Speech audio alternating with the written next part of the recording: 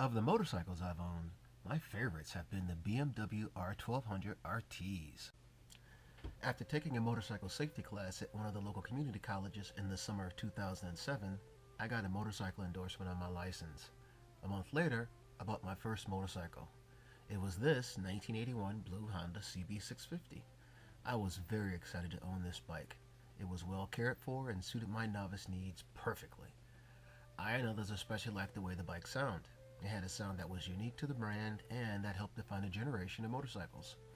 I rode this bike for a year and a half around the neighborhood, polishing my riding skills, building my confidence, and getting some experience under my saddle.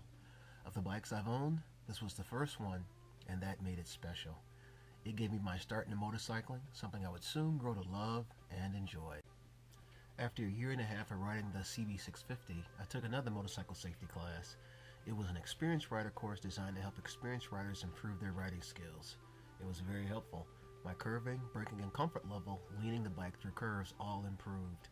At the completion of this course, I felt my skills warranted an investment into, let's say, a more powerful machine, zoom zoom.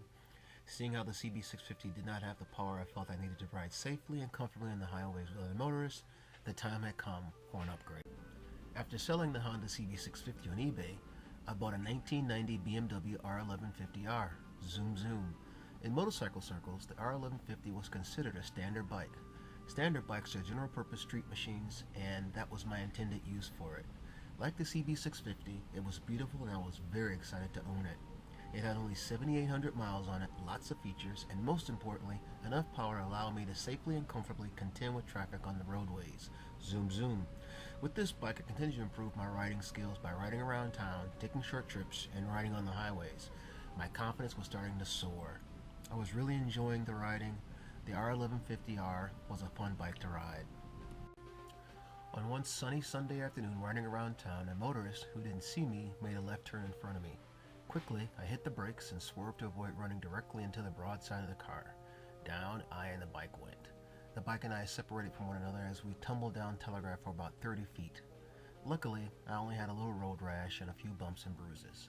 Several days later, after leaving the hospital, I discovered I had a torn ACL and needed surgery to repair it. That was the end of my riding for the 2009 season.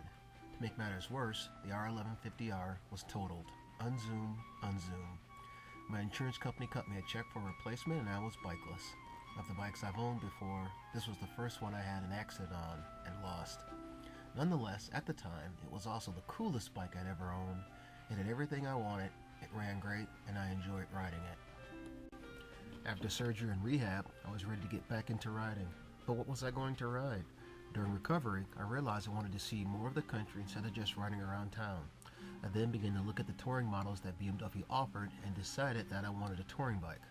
Onto the internet I went looking at BMW touring models. Shortly thereafter, I found a gray 2005 BMW R1200RT in Sioux City, Iowa. I contacted the seller and within days I was on a one-way flight to Sioux City. Upon arriving at the airport, I met the seller, examined the bike, liked it, and rode it home. The ride was great. I felt very comfortable on the bike. The fairing and the windshield kept the wind off of me, and I had enough power to quickly get around cars and trucks on the highway. Zoom, zoom. I was quite pleased. Of the bikes I've owned, this was my first touring bike, and I knew after the journey home from Iowa that long-distance riding was the kind of riding I enjoyed the most. My first long-distance trip on the 05 R1200RT was to the BMW Motorcycle Owners of America International Rally in Gillette, Wyoming. The trip out west was spectacular. I saw lots of cool places, met lots of cool people, and learned how many other people around the country love touring as well.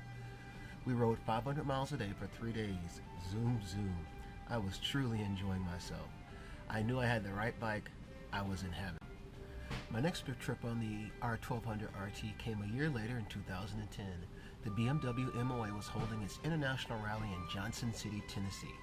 By this time, I had joined the BMW Touring Club in Detroit and had found a riding partner in Dick Haltow. Dick has not only been a great riding partner and friend, he has been a great mentor. We have logged thousands of miles together, seen lots of great places, and have made lots of new friends.